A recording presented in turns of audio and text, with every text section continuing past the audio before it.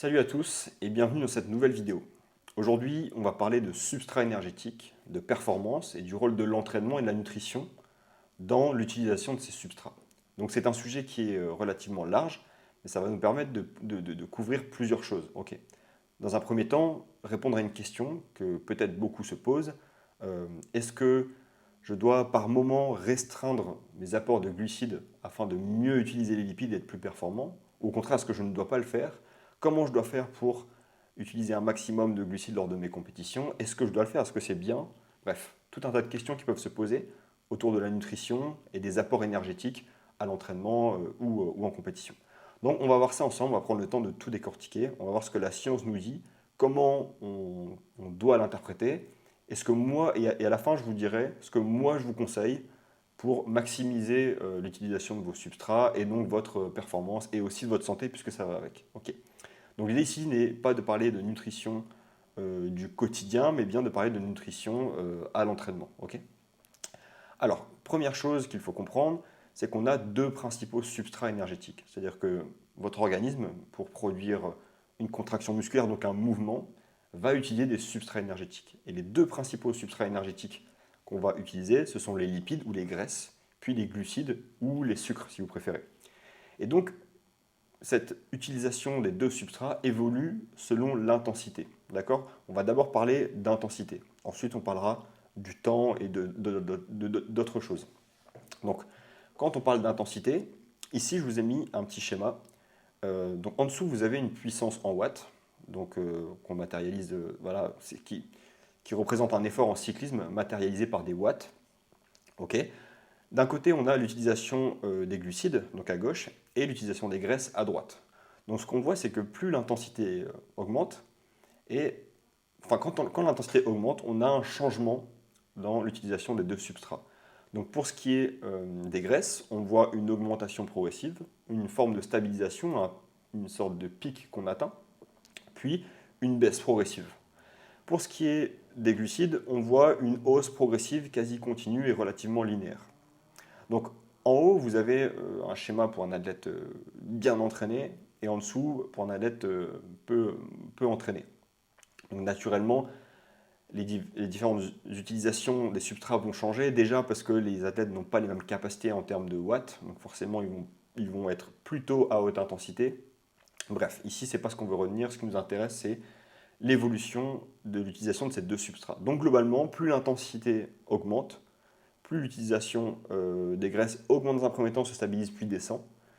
Et ensuite, l'utilisation des glucides monte de manière progressive. Donc en gros, à basse intensité, on utilise des graisses et des glucides, bien entendu, on en utilise tout le temps d'ailleurs. Puis quand l'intensité s'élève, on vient utiliser plus de graisses, plus de glucides, puis au bout d'un moment, on va avoir un petit changement dans l'utilisation de ces deux substrats. Donc, en fonction de l'intensité, l'utilisation des substrats change. Ok. Maintenant, là, on a une image, par exemple, sur un athlète en état de fraîcheur qui fait un test. Mais est-ce que ces différentes utilisations des deux substrats restent les mêmes en fonction enfin, dans d'autres contextes, sur de la fatigue, avec des limites d'apport de glucides par exemple, est-ce que ça reste la même chose? C'est ce qu'on va voir juste après. Donc là, on a un papier qui est très intéressant. Donc, l'idée, enfin, l'étude est relativement simple. Ils prennent des cyclistes. Dans un premier temps, ils leur font réaliser un test donc de CP, donc un CP 6 minutes, donc un test 6 minutes à 100%, un test plus ou moins PMA dans le langage courant.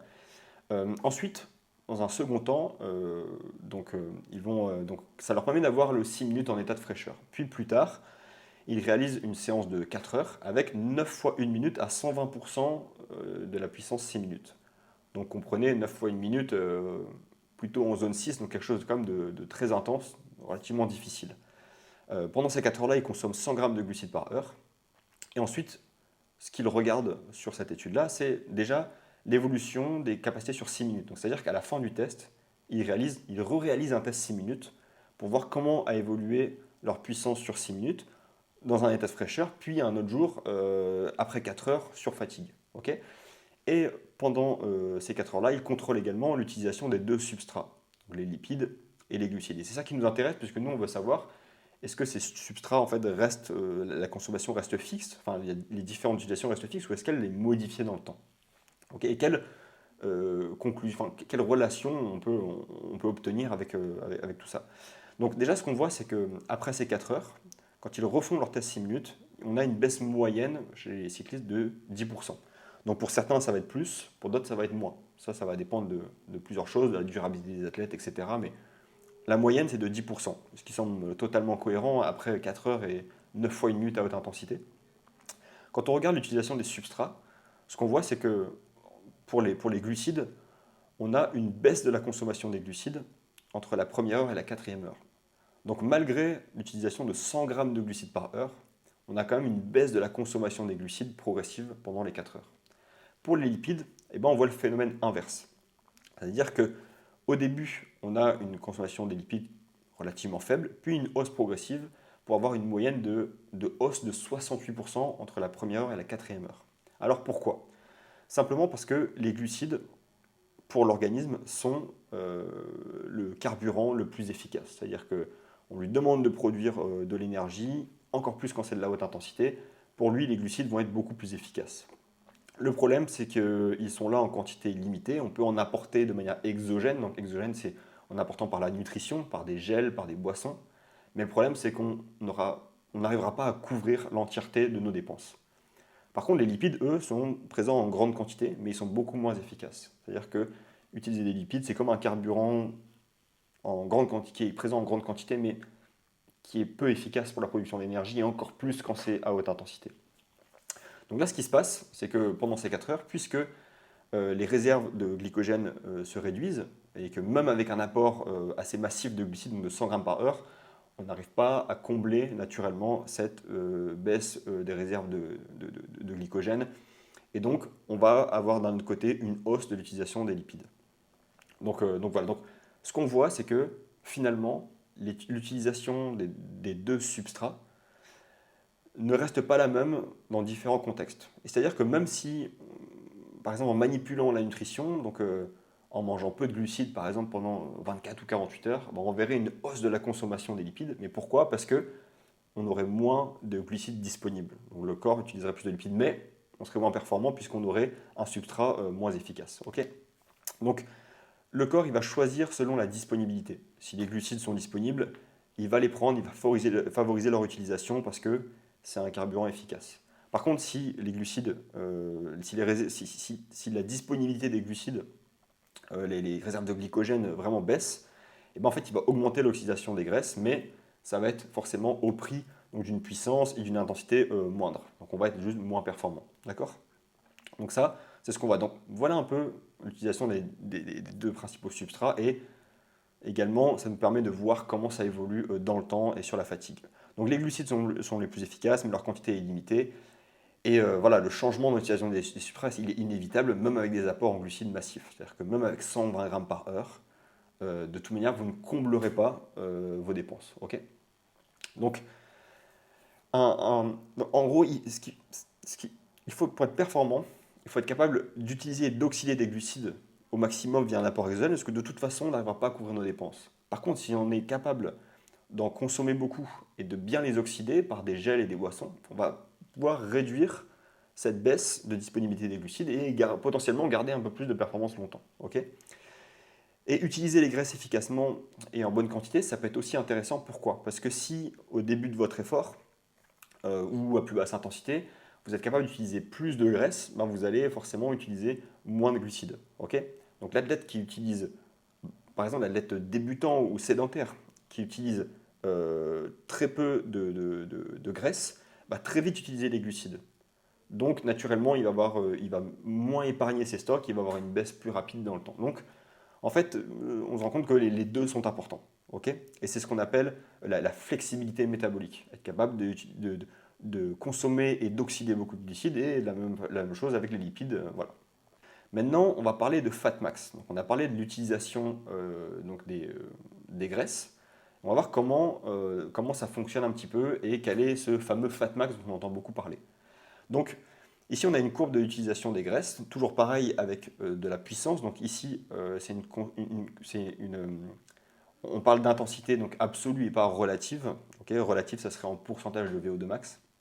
Donc là, on voit le comportement de l'utilisation des graisses, donc on a pu voir un peu juste avant. Donc un peu en forme de cloche, une élévation progressive. On atteint un maximum, puis ça vient redescendre. Ok. Donc Fatmax, c'est quoi? Fatmax, c'est l'intensité relative, donc en pourcentage de VO2 max plutôt qu'en puissance comme ici, à laquelle l'organisme va brûler proportionnellement le plus de graisse.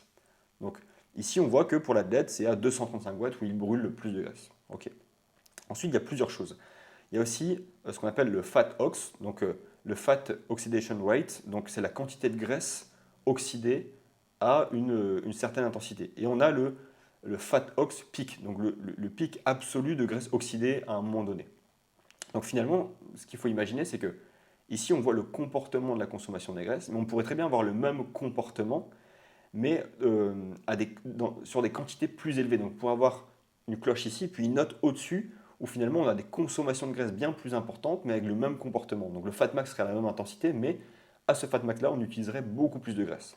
Et finalement, avec l'entraînement, c'est ce qu'on va principalement augmenter. C'est-à-dire qu'on ne va pas déplacer le fat max à très haute intensité. On ne va pas devenir d'un coup atteindre notre pic de consommation des graisses à des intensités très élevées. Non, ça va rester globalement, donc ça va garder un peu la même structure, le même schéma. Par contre, on va utiliser beaucoup plus de graisse à différentes intensités.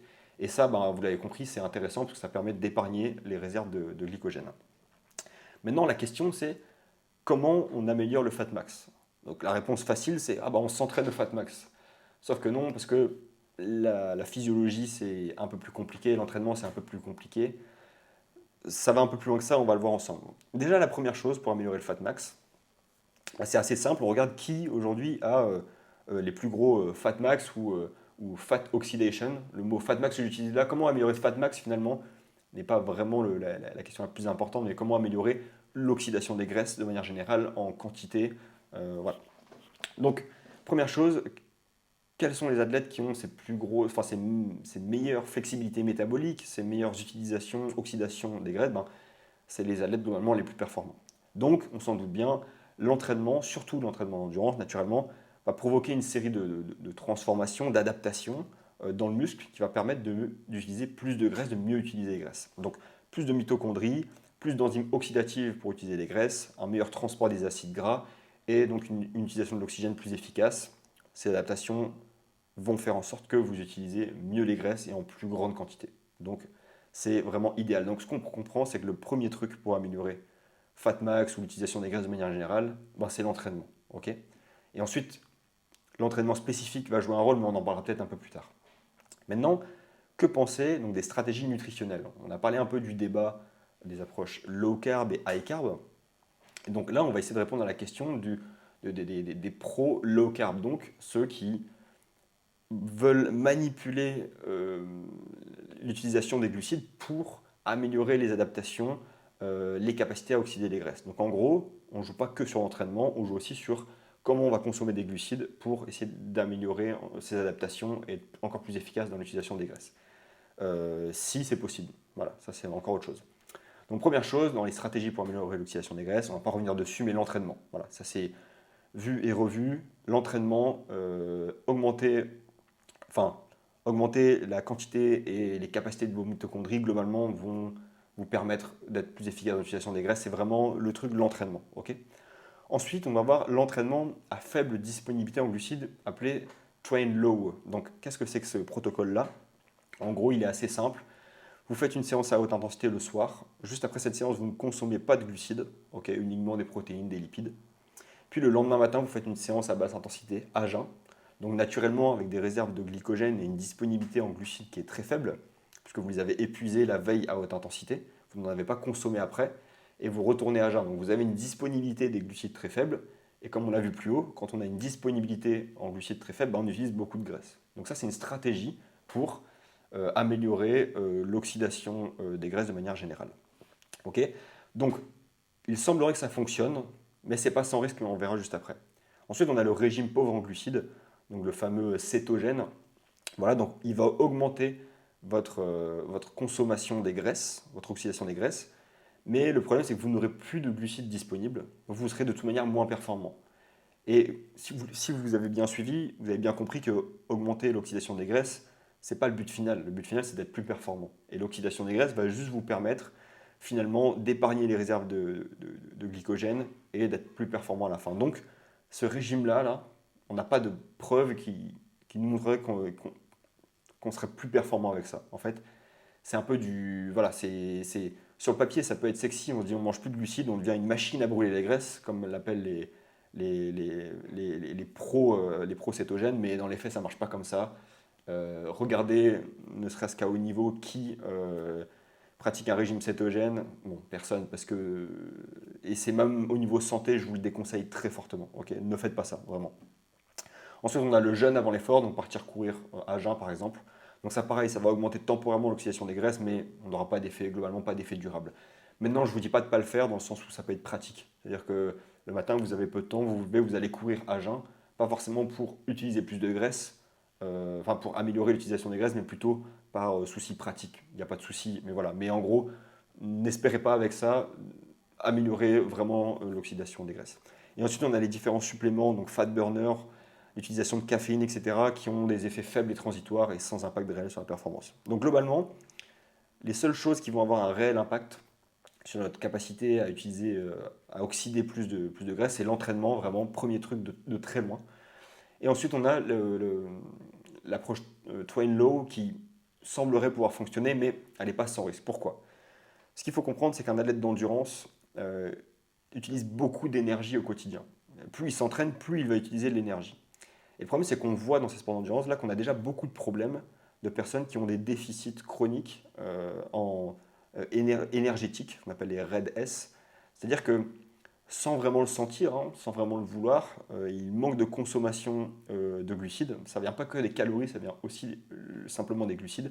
Ils vont manquer de glucides et en accumulant ce déficit dans le temps, ils vont créer des problèmes hormonaux, des problèmes osseux, des problèmes de récupération, des blessures assez importantes, hein, problèmes osseux, fracture de fatigue. Donc, en fait, on comprend que jouer avec ces glucides-là, c'est pas sans risque. C'est pas un jeu où on essaye de faire un peu plus d'adaptation. Non, il y a de réels risques. C'est pas du tout mineur. C'est que beaucoup de gens sont touchés par ça, ont déjà des disponibilités faibles en glucides. Alors jouer avec ça, c'est très dangereux.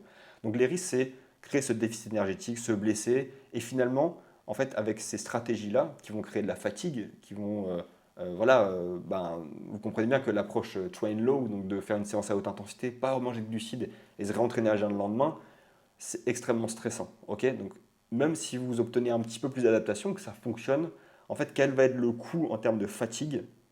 Et est-ce que finalement, ça ne va pas juste vous empêcher de vous entraîner 1 ou 2 heures de plus, qui serait probablement plus productif? Donc moi, en tant qu'entraîneur, je ne joue pas avec ça. J'estime que le jeu n'en vaut pas la chandelle, que dans la balance bénéfice-risque, on est beaucoup plus dans le risque que dans le bénéfice. Donc, personnellement, je n'utilise pas ça. On en reparlera un peu plus tard dans ce que je vous conseille, mais voilà, c'est une approche qui pourrait fonctionner, mais pour les raisons que j'ai évoquées, moi, je ne l'utiliserai pas. Donc maintenant, on a vu que, bon, effectivement, améliorer son oxydation des graisses va permettre d'épargner les réserves de glycogène, c'est une bonne chose. Mais maintenant, ce qui est important aussi, c'est comment je vais améliorer l'utilisation des glucides exogènes. C'est-à-dire que on sait aujourd'hui, on le voit de plus en plus, que avec l'apport de gel, de nutrition, on va pouvoir retarder cette baisse de disponibilité en glucides et être plus performant dans le temps. Okay, et c'est pour ça qu'on voit des athlètes qui consomment de plus en plus de glucides pendant leur compétition. Maintenant, attention, entre consommer beaucoup et oxyder beaucoup, déjà, on peut avoir une belle différence. Et on ne sait pas encore si il semblerait que jusqu'à 120 grammes par heure, on puisse vraiment en tirer bénéfice, mais au-dessus, on voit des athlètes le faire. Ok, est-ce que ça fonctionne vraiment? On n'est pas encore capable de le dire. Mais globalement, on sait que des apports très importants en glucides exogènes qui soient bien tolérés, bien oxydés, globalement, ça va être bénéfique pour la performance. D'accord? Et ce qu'il faut comprendre aussi, c'est que il ne faut pas comparer cette utilisation des glucides-là à quelqu'un qui mangerait des glucides en quantité massive en étant sédentaire. C'est-à-dire que globalement, quand on est à l'effort, on va utiliser ces glucides assez rapidement. Alors bien sûr, si on consomme des quantités bien trop importantes, ça ne fait pas sens. Okay, mais globalement, quand on est capable de les tolérer au niveau intestinal et de les oxyder, ça va être une bonne chose pour la performance. Et c'est bien différent de la consommation massive de glucides en étant sédentaire, en ne faisant rien. Il faut bien différencier la consommation de glucides importante d'un sédentaire et d'un sportif qui s'entraîne beaucoup. Maintenant, comment améliorer cette utilisation des glucides exogènes? Donc, comment être capable de tolérer et d'oxyder plus de glucides via les gels, via les boissons. Parce que globalement, si vous êtes capable de le faire, ça va être bénéfique pour votre performance. Donc déjà, première chose, on va vouloir créer des adaptations intestinales. Donc avec l'entraînement, on s'habitue à consommer des glucides à l'entraînement. Je ne parle pas de 120 grammes par heure à tous les entraînements, attention, j'y reviendrai après, mais en apprenant à utiliser des glucides à l'entraînement, on va améliorer en fait on va augmenter le nombre de transporteurs, donc ils vont transporter le glucose et le fructose et une meilleure absorption, de ces glucides-là. Donc ils vont être plus vite disponibles pour le muscle et globalement on va diminuer les troubles digestifs. Quelqu'un de pas entraîné, s'il prend 120 grammes par heure, globalement il y a peu de chances qu'il les tolère bien et il va probablement pas les oxyder. Donc globalement ça va pas être intéressant. Donc comme tout, il faut s'entraîner. Donc, comme je le disais, attention, ça ne veut pas dire consommer 120 grammes par heure à chaque entraînement. On verra ça plus tard. Mais par contre, ces adaptations donc, intestinales, cette capacité à tolérer l'apport de glucides, en fait, ne suffit pas. Parce qu'il faut que, une fois si vous êtes capable de tolérer une certaine quantité de glucides, il faut aussi être capable de l'utiliser, que vos muscles soient capables d'utiliser ces glucides-là pour produire de l'énergie. Ok. Donc ensuite, on va avoir des adaptations musculaires à l'oxydation de ces glucides. Donc plus de mitochondries, plus de transporteurs qui vont amener le glucose dans les cellules musculaires, plus d'enzymes actives également, et une meilleure gestion du glycogène. Donc le muscle il va mieux gérer son utilisation des graisses et des glucides selon l'intensité. Donc on va avoir en gros une meilleure flexibilité métabolique, une capacité à avoir une bonne utilisation-oxydation des deux substrats. D'accord. Donc globalement, on comprend que apprendre à tolérer et oxyder beaucoup de glucides, ça ne se fait pas non plus en claquant des doigts.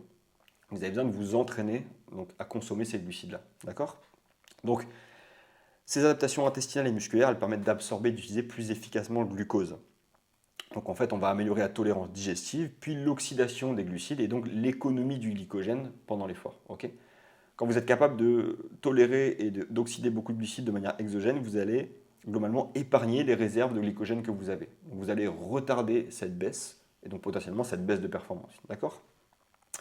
Donc voilà pour les glucides. Donc maintenant, qu'est-ce que je conseille moi. Parce que c'est bien beau de donner un peu des faits de ce qu'on peut voir au niveau de la littérature scientifique, mais moi, qu'est-ce que je vous conseille dans tout ça?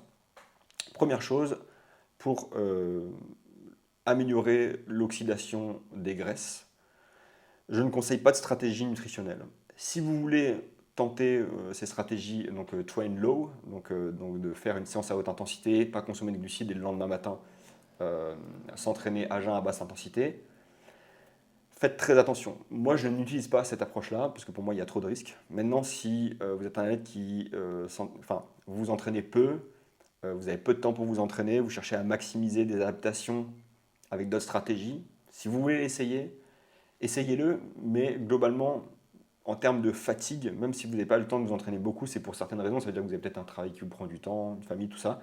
En termes de fatigue, ça va être très coûteux, et probablement que dans une balance à long terme, ça a peu de chances d'être positif. Donc moi, je ne vous le conseille pas. Euh, Si vous voulez essayer, je ne vous empêche pas de le faire, mais pour moi, dans cette balance-là, il y a peu d'intérêt. Donc pour l'oxydation des graisses, c'est pas compliqué, c'est l'entraînement. Et également l'entraînement spécifique, c'est-à-dire s'exposer à des moments où la disponibilité des glucides baisse et l'oxydation des graisses augmente. Donc, par exemple, les sorties longues, les entraînements au premier seuil, légèrement en dessous, toutes ces choses-là qui vont vous conduire progressivement dans le temps à avoir ce changement dans l'utilisation des substrats et l'entraînement de manière générale, même la haute intensité, puisque ça va améliorer les capacités et le nombre de vos mitochondries. Donc globalement, vous allez améliorer votre oxydation des graisses. Donc de l'entraînement bien structuré de manière générale et pourquoi pas les sorties longues régulières de manière empirique. Je pense que c'est vraiment positif pour améliorer cette oxydation des glucides, des graisses, pardon. Maintenant pour les glucides, puisqu'on voit que c'est également très important, moi ce que je vous conseille c'est de consommer des glucides, alors de manière raisonnée bien entendu. C'est-à-dire que si vous entraînez très peu, vous entraînez 3 fois par semaine, globalement, vous n'avez pas besoin de consommer des glucides de manière massive puisque vous allez bien, votre alimentation, si bien gérée, va vous permettre largement de couvrir vos besoins. Maintenant, il peut quand même, si vous faites des compétitions, il peut être intéressant à certains moments, lors de vos séances intenses, de consommer des quantités de glucides proches de ce que vous allez consommer en compétition afin de s'habituer, de mieux tolérer et de mieux oxyder. Ok. Ensuite, ce que je vous conseille, si vous êtes un athlète qui vous entraînez beaucoup, quand je dis beaucoup, c'est la plupart des triathlètes finalement, parce qu'un triathlète amateur, ça va de 8 heures par semaine jusqu'à plus de 20 heures, d'accord? Donc quand vous commencez à vous entraîner beaucoup, déjà de un, vous avez du mal à couvrir vos besoins, c'est compliqué.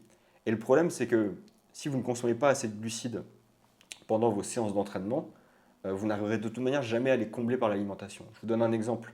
Vous faites une sortie vélo de 4 heures, vous consommez 0 glucides, ok? Contre quelqu'un qui consomme 50 grammes de glucides par heure, donc 200 grammes sur ces 4 heures. 200 grammes de glucides en plus dans votre repas d'après-séance, c'est énorme. Vous ne les mangerez pas de toute manière, ok?